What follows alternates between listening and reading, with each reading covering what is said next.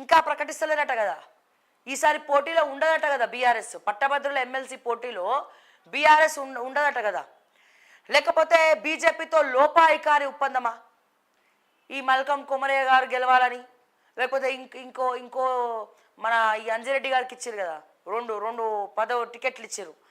లేకపోతే వాళ్ళు గెలవాలని చెప్పి ఎట్లాగో ఈడీ విచారణ అయిందని చెప్పి ఎమోషనల్ బ్లాక్మెయిల్ చేస్తే వెనకడగేసిరా అరెస్ట్ భయంతో. బీఆర్ఎస్ వాళ్ళు ఎందుకు పోటీ నుంచి పక్కకు తప్పుకున్నారు? బీఆర్ఎస్ ఎందుకు పట్టభద్రుల టికెట్లు ప్రకటిస్తలేదు? ప్రకటించకుండా ఎందుకు వికటించబోతుంది? ఎందుకు వికసించాలనుకోవట్లే? ఎందుకు వికటించాలనుకుంటుంది? ఎవరితో కుమ్మక్కైనరు? ఏ ఇంటర్నల్ సోర్స్తో గెలిపించాలని చెప్పి పక్కకు తప్పుకుంటున్నారు? లేకపోతే లీడర్లు లేరా, క్యాడర్లు లేరా? మీ బీఆర్ఎస్లో అందరు అవినీతి పరులే ఉన్నారని చెప్పి మీరు అనుకుంటున్నారా? పట్టభద్రులు ఎవరు లేరని అనుకుంటున్నారా?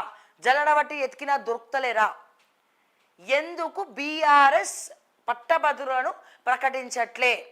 దయచేసి కేటీఆర్ ప్రెస్ మీట్ పెట్టి మాకు చెప్పకండి. అసలే మేము మరి ఏమంతా అన్నాడు కదా, మేమేందో మీరు మాకు చెప్పొద్దు, మీరు తెలంగాణ ప్రజలకు చెప్పాలి. ఎవరికి చెప్పాలి? తెలంగాణ ప్రజలకు చెప్పాలి. ఇంటర్నల్ కుమ్మక్కనే చెప్తారు చాలామంది. మాకున్న సమాచారం మేరకు బీజేపీతో బీఆర్ఎస్ ఇంటర్నల్గా కుమ్మక్కైంది, భయపడుతున్నారు, ఓడిపోతే మళ్ళీ పరువు పోతుందేమో అనుకుంటున్నారు అని చెప్పి రెచ్చగొట్టే ప్రయత్నం చేస్తూ ఉన్నారు. బయట అందరూ అదే అంటున్నారు. అందుకే నేను కూడా మిమ్మల్ని రెచ్చగొడుతున్నా. బరిలో నించోని గెలిచే దమ్ము లేదా? టికెట్లు ఇస్తే గెలవరని అనుకుంటున్నారా? లేకపోతే ఎందుకని అనుకుంటున్నారు? నిజామాబాద్, ఆదిలాబాద్ ఇటు చూస్తే అవన్నీ రూరలే కదా, మరి ఎందుకు? మెదక్ అసలే మా కేసీఆర్ గారు, మెదక్ హరీష్ రావు, మరి ఇంతమంది ఉంటే ఒక పట్టభద్రుల్ని గెలిపించుకోలేరా? లేకపోతే దమ్ములు లేవా మీకు? ఎందుకు టికెట్ ప్రకటిస్తలేరని అడుగుతా ఉన్నా. ఎందుకు ప్రకటిస్తలేరు? దయచేసి సమాధానం చెప్పాలి. ఎందుకు ప్రకటిస్తలేరు?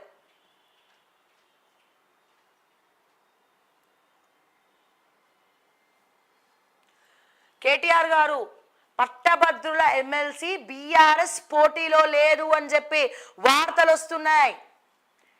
టికెట్లు మీరు ఎవరికి పక్కకు తప్పుకుంటున్నారు? చుకుచుకు బండి వచ్చింది, సైరన్ మోగింది, పక్కకు జరగండి అన్నట్టు మీ బీఆర్ఎస్ ఎందుకు ప్రకటిస్తలేదు? బీజేపీ వాళ్ళతో కుమ్మక్కైనరా? మేము పక్కకు తప్పుకుంటే పోటీ ఉండదు, హుందా ఉంటుంది అనుకుంటున్నారా? అక్కడే పప్పులో కాలేసినట్టు. లేకపోతే గెలుస్తామన్న నమ్మకం లేదా? బరిలో దిగితే మళ్ళీ మాకెందుకులే అని చెప్పి దమ్ము లేదా అని చెప్పి నేను వర్కింగ్ ప్రెసిడెంట్ కేటీఆర్ గారిని అడుగుతున్నా. ఎందుకు అనౌన్స్ చేస్తలేరు? పట్టభద్రులు ఎవరు మీ దాంట్లో లేరా? చదువుకున్న వాళ్ళు ఎవరు మీ దాంట్లో లేరా? ఉంటే ఎందుకు ప్రకటించరు? బీజేపీలతో కుమ్మక్కైండ్రా? లేకపోతే కాంగ్రెస్ వాళ్ళతోటే లోపాయకారంగా కుమ్మక్కైండ్రా? అసలే ఫార్ములా ఈ రేస్లో ఏం మాట్లాడతలేరు, గుట్టు చప్పుడు కాకుండా ఎవరేం మాట్లాడతలేదు. లేకపోతే మీకు నించుంటే ఓడిపోతామని భయమా? లేకపోతే నించోని తలబడే దమ్ము కూడా లేదని మీరు భావిస్తున్నారా? ఒకవేళ అట్లయితే ప్రకటించకండి.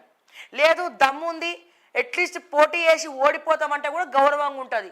పోటీ చేయకపోతే మీకు దమ్ము లేదని అనుకుంటారు ఎవడైనా, నాతో సహా. ఓకే, చెప్పాలి దయచేసి. ఫోన్ ట్యాపింగ్ కేసు, తిరుపతన్నకు బెయిల్, 10 నెలల తర్వాత సుప్రీంకోర్టులో ఊరట, విచారణకు సహకరించాలన్న ధర్మాసనం. మధ్యలో ప్రభుత్వాల మధ్యలోకి పోతే పోలీసుల పరిస్థితి, ఇంటెలిజెన్స్ పరిస్థితి ఎట్లుంటుందో మీరు చూడండి. ఇప్పుడు రేవంత్ రెడ్డి ప్రభుత్వం కూడా గదే చేస్తూ ఉంది. ఇప్పుడు ఇంటెలిజెన్స్ కూడా ఫోన్ ట్యాప్ చేస్తూ ఉన్నది. మరి కేంద్ర ప్రభుత్వం వేలు పెడుతుందా పెట్టదా? దీంట్లో బహిరంగంగా ఫోన్ ట్యాప్ అవుతా ఉన్న అధ్యక్ష. మరి కాంగ్రెస్ వాళ్ళని ఏమనాలి మేము? అసలు మీరు ఎందుకు కుమ్మక్కైనారు? ఫోన్ ప్రభాకర్ రావుని హైదరాబాద్కి ఎందుకు రప్పించట్లే? పొడి చేస్తాం, గది వేస్తాం, బాంబులు వేలుస్తాం, మరో చరిత్ర సృష్టిస్తాం. ఎందుకు ఈ డైలాగులు? ట్రైలర్ ఏమో హిట్ అట, సినిమా చూసినాక గది ఫ్లాప్ అట. అట్లున్నది రేవంత్ రెడ్డి సినిమా. రేవంత్ రెడ్డి చెప్పేవన్నీ ట్రైలరే, కానీ సినిమా మాత్రం ఏముండదు, ఫ్లాప్ సినిమా మాత్రం మొత్తం ఫ్లాప్ సినిమా. ఏం చేయాలి ప్రజలారా? ఫోన్ ట్యాపింగ్ కేసులా అరెస్టులు చేస్తాం, గడిది గుడ్డు వేస్తాం, పొంగులెట్టి బాంబులు వేలుస్తాం, ఫోన్ ట్యాపింగ్లో ఇరగదీస్తాం, వాళ్ళని హైదరాబాద్ పిలిపిస్తున్నాం, ఇంతమందిని పంపిస్తున్నాం, గాడిది గుడ్డు వేస్తున్నాం, బందర్ లడ్డు వేస్తున్నాం.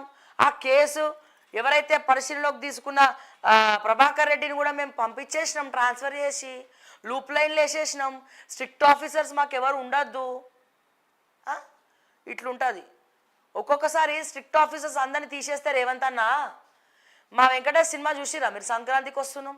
సంక్రాంతికి వస్తున్నాంలో ఈ పిసిసి మన అధ్యక్షుడు వర్సెస్ నరేష్ ఉంటాడు కదా, డైలాగ్ ఏమని, స్ట్రిక్ట్ ఆఫీసర్ని తీసేస్తే జలడబట్టి ఎత్తుకాల్సి వస్తుంది. అట్లనే సమయానికి పనికిరారు వాళ్ళు ఎవరు కూడా.